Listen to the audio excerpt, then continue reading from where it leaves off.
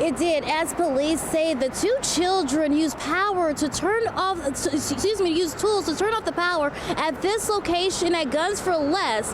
And according to police, when they left, they had 22 guns with them, leading to 22 counts of grand theft of a firearm. Because these are children, we won't show their faces or say their names. Police do tell Fox 4 the two are brothers, and along with the guns, they stole magazines and ammunition after smashing the cases inside.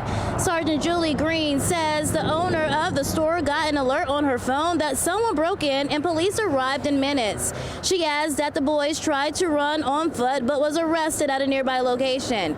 Cape Coral police also telling me that the older brother, the 14-year-old, is on probation for robbery, burglary, and criminal mischief and was recently arrested for making threats to another child.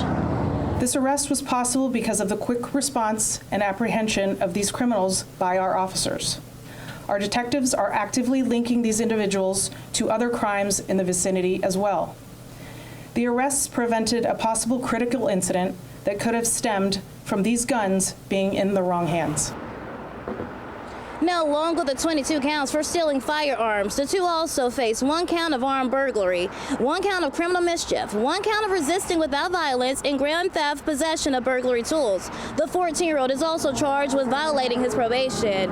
Now, the police did tell us that they are also looking into the recent robberies in the area to make sure that the two haven't been linked to those robberies. Also, tomorrow is their first day in court for their first appearance. I did speak to the owner of Guns for Less. She did not want to comment. Live in Cape Coral, Brianna Brownlee, Fox 4.